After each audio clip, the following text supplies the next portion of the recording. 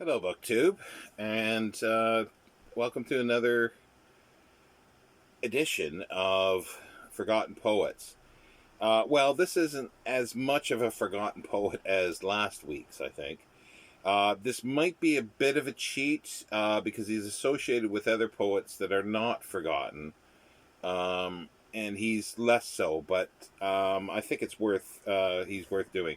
His name is Louis McNeice. He lived 1907 to 1963, I think it was. And he's considered sort of the Auden group because going to Oxford, he met Auden, Stephen Spender, and Cecil Day. I forget his name. I'm blanking at the moment. But yeah, he's of that ilk, and he was quite popular at the time. He wrote a lot of poetry, some fiction, and a bit of nonfiction as well.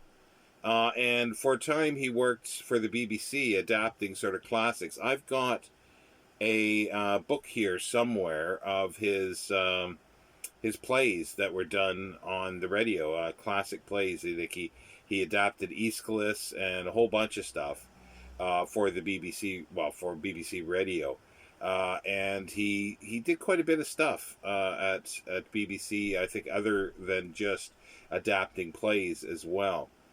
And as I say, there's probably more than a dozen collections that he put together, or books of poetry. This one is collected poems, 1925 to 1948.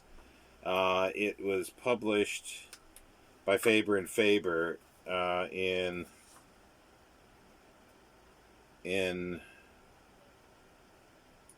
1951, and the third impression 1954. Now, he became popular basically by Faber and Faber, where there were some anthologies that he was prominent in. So that sort of gave his popularity. And as I say, during his lifetime, he was fairly popular. But today, I don't see him talked about. I hear W.H. Auden is still a household name in many ways. Stephen Spender and Cecil B. Day, is it? Let me. Sorry, I should have looked here. Cecil Day Lewis. That's who it was. Cecil Day Lewis. Um, so they are still, I think, more sort of household names than Louis McNeice. But interesting poet. Um, and I'll read a few poems here, just sort of at random, basically. And this is called Candle Poems. It's like a part one and a part two. I have no clock, yet I can hear the minutes pass while I sit here, tired but free from tedium, and mark the waning cylinder.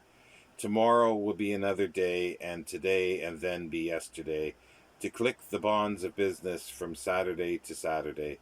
Another night will follow, but my candle will then be candle but. And the door that is day and day's division will have opened once and shut. Close your armored books and mark the waning cylinder that drips, fluid time from pallid lips, making an island in the dark. This island is too small, I fear. Dark horses fret away the shore, and I can build no breakwater, but only close a desperate ear and mark the waning cylinder. And part two, the candle in his white grave clothes, always turning in cowled head, stood in his own shadow at the foot of the grave bed. Ho, said the candle, and his rich dark beard, how they howl like the dead, and wagging his cowled head. Ho, said the candle, they would make a body afeared. Nocturne. The dark blood of nighttime foams among the ivy and leaps toward the linnet of sea-shone ivory, and nowhere find an outlet. The wind goes fingering His lantern, the wind goes in the glistening oil cape, knocking at the windows, slouching round the landscape, sinister bent and dip. Those husks of cloud canvas probing through the elm trees, past the house, and then past to a larger emptiness. We'll do one more. Sand in the air. It's a little longer. Well, no, it's not really that much longer.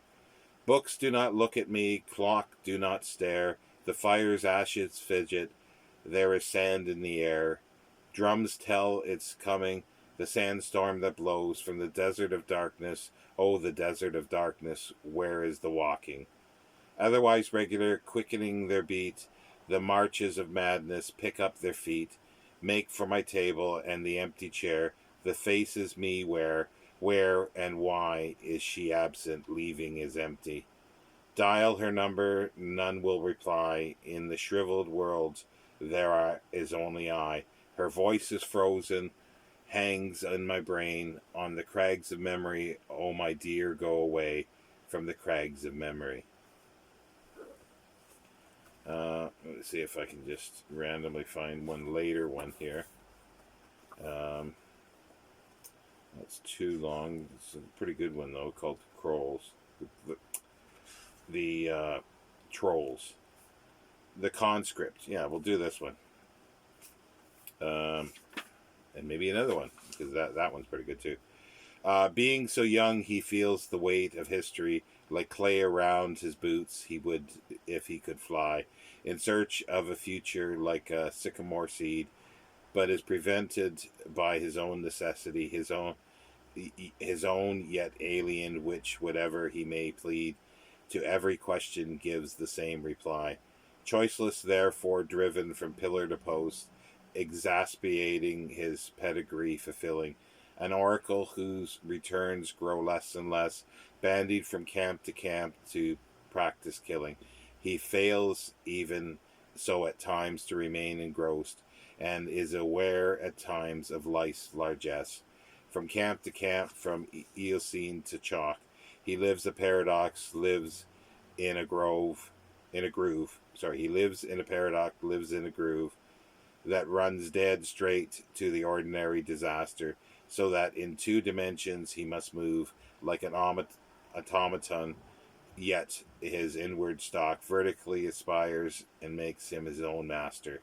Hence, though on the flat his life has no promise but of diminishing returns, by feeling down and upwards he can divine that dignity which for above him burns, in stars yet are his own, in stars and yet are his end, which below stands rooted like a dolmen in his pine.